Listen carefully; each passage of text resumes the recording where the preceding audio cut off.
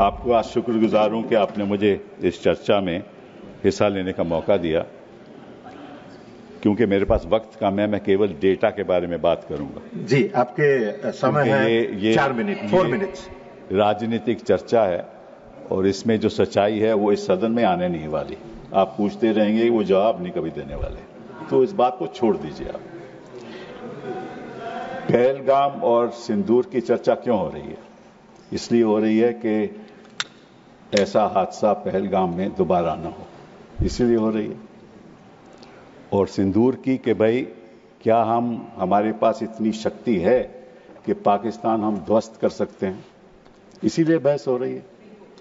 तो मैं आपको कुछ आंकड़े देना चाहता हूं। नड्डा साहब बैठे हुए हैं यहां। अक्टूबर 2024 में air chief marshal Amarpreet Singh addressed the Indian Air Force declining squadron strength, which had reached 31 squadrons, the lowest since 1965. Lowest since 1965. The Indian Air Force is currently operating with 31 squadrons, the lowest count since 65 when India was engaged in a war with Pakistan. We are committed to fighting with whatever we have. This is the state of the Air Force. We are committed to fighting with whatever we have while prioritizing the maintenance of current assets and ensuring personnel are properly trained. This is his concern in 2024. फिर क्या हुआ? आपने Indian Air Chief again said, at the moment we are very badly off. I'm not saying this. At the moment we are very badly off in terms of numbers. And the numbers that have been promised are also coming in very slow time, making a case for boosting production rate of fighters. He said that an in-house study conducted by IAF showed that it must induct 2 fighter squadrons every year to cater to the numbers needed. The existing have fleets which will be phased out. Now, what is that existing fleet that is being phased out? Your MiG-21 being phased out. Your MiG-29 being phased out. Your 2000 Mirages being phased out. So what are you left with? Su-30 MKI. Su-30 MKI is what you're left with. And the Rafale aircraft is a 4.5 generation aircraft. The fact is that China is now going to launch a 6th generation aircraft just now in 2025. We are looking for a 5th generation aircraft in 2035. Because the AMCA aircraft will be ready, prototype in 2028, will be in production in 2035. What will we do by then? And this, I'm not saying this. If you are so much concerned about the defense of our country, what have you done in the last 11 years while you were sitting in power? You must answer that. There is no point blaming each other कि वो तो सवाल पूछेंगे और आप कहेंगे हम नहीं बताएंगे। ये तो आपकी राजनीति है। दिस इज योर राजनीति। दूसरी बात, एक और बात बताता हूं। HAL ने LCA एयरक्राफ्ट का गठन सोचा था 1984 में। 2001 में अभी तक जहाज तक बना नहीं, और 2025 हो गए, एक जहाज नहीं आज तक बना। एक जहाज नहीं, जो हमने कंसेप्चुअलाइज किया था 1984 में। आप क्या कर रहे हो? दूसरी बात, तीसरी बात आपको बताना चाहता हूं, वो ये है कि पाकिस्तान के पास, हमारे पास तो ये 31 स्क्वाड्रन फेजिंग आउट के बाद 29 रह जाएंगे, और पाकिस्तान आज के दिन उनके पास 25 स्क्वाड्रन है, तो लगभग बराबरी है। और साथ साथ में 133 स्क्वाड्रन चीन के हैं। साहब आप मुझे नहीं, आपका समय समाप्त हो गया, समाप्त हो गया। मैं बैठ जाता हूं। आपका समय समाप्त हो गया। सुनना नहीं चाहते तो मैं क्या कर सकते हैं? Your time is over. मैं कोई विवादित बात नहीं कर रहा, मैं देश के प्रति बात कर रहा हूं, कोई विवादित बात कर रहा हूं। मैं देश के प्रति आंकड़े बता रहा हूं, देश की जनता को कि आप कितने संगीन हैं, आप अपनी देश की रक्षा के लिए क्या कर रहे हैं। समाप्त हो चुका है, इसलिए हमने बेल बजाया है। और मैंने अभी दूसरा स्पीकर को बुलाया है, doctor Sasmit Patra. Nothing will go on record. Doctor Sasmit Patra.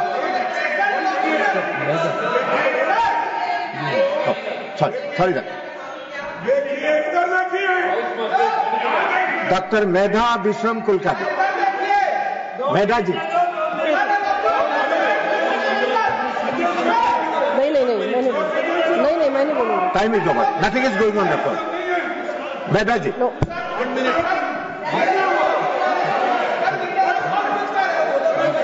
पहले से समय कम है, मैं ऐसे भीड़ में नहीं बोलूंगी। उसको नहीं मिलेगा। That's 1 minute. I am giving you 2 minutes. Please complete in 2 minutes.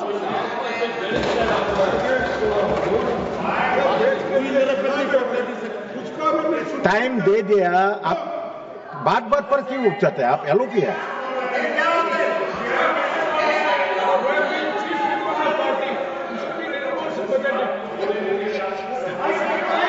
Mic, ये तो हो गई हमारी प्रेपरेशन की बात कि हमारे पास इतना साधन नहीं है कि हम पाकिस्तान को ध्वस्त कर दें। और हम लड़ाई केवल पाकिस्तान से नहीं लड़ रहे, पाकिस्तान और चीन एक साथ है। वो सारी टेक्नोलॉजी चीन पाकिस्तान को दे रहा है, स्पेशली कि उनके पास तो स्टेल्थ एयरक्राफ्ट्स हैं। हमारा ये जो राफेल है, it is a half stealth aircraft. It has got avionics but is only got it's got half stealth characteristics। बात तो है। अब बात आए हम सिंदूर ऑपरेशन पहलगाम की। जब पहलगाम में 26 लोग की मृत्यु हुई तो ऑब्वियसली टेररिस्ट 400 किलोमीटर अंदर आए थे और उनके पास AK-47 थे और बाकी भी औजार उनके पास में मॉडर्न थे। तो किसी को पता नहीं चला, किसी को पता नहीं चला कि 400 किलोमीटर अंदर आके उन्होंने 26 लोगों की हत्या की। पहली बात ये। और वो 1 किलोमीटर थे हमारे स्टेशन, एयर मिलिट्री स्टेशन में, ओनली 1 किलोमीटर अवे। पहली बात ये। दूसरी बात, 8 अप्रैल को गृह मंत्री जी जम्मू कश्मीर गए। वहां उन्होंने लेफ्टिनेंट गवर्नर सिन्हा साहब के साथ मीटिंग की। मीटिंग में उन्होंने कहा कि भाई हमारी व्यवस्था इंटेलिजेंस की क्या है बताइए हमें, और सिक्योरिटी क्या है बताइए हमें। 22 अप्रैल को यह हादसा हो गया और उसकी वजह यह है कि आपने उमर अब्दुल्ला को उस मीटिंग में बुलाया ही नहीं। अगर आप लीडरशिप को एक मिनट लीडर अरे मुझे बोलने तो दीजिए। अब ये देखो सर, मुझे अगर मुझे बोलिए, आप बोलिए। हाँ, मैं यही कह रहा हूं नहीं कर रहा है। आप बोलिए। इंफॉर्मेशन कहां से आती है? इंफॉर्मेशन जनता से आती है। अगर कोई हादसा होने वाला हो, कोई माइक ही बंद कर देते हैं। आप बोलिए, आप बोलिए। माइक और इंफॉर्मेशन कहां आती है कि टेररिस्ट एक्टिविटी होने वाली है? जनता से आती है। जनता कौन है? वहां जम्मू कश्मीर की जनता है। उसके लीडर कौन है? उमर अब्दुल्ला साहब। अब उनको मीटिंग में नहीं रखोगे, जनता के साथ आपका वार्तालाप नहीं होगा, बातचीत नहीं होगी, आपको इंफॉर्मेशन कहां से पहुंचेगी? इंफॉर्मेशन नहीं पहुंचेगी। और नड्डा साहब एक और बात, प्लीज डोंट इंटरप्ट। नड्डा साहब एक और बात बता दूं, आप 2014 में यूपीए सरकार चली गई। 2014 के बाद 16, 17, 18, 19, 20 जितनी मृत्यु सिविलियंस और सिक्योरिटी पर्सनल की हुई वो 2014 से कहीं ज्यादा थी। धन्यवाद। कहीं ज्यादा थी। धन्यवाद। मतलब क्या हुआ? धन्यवाद। 370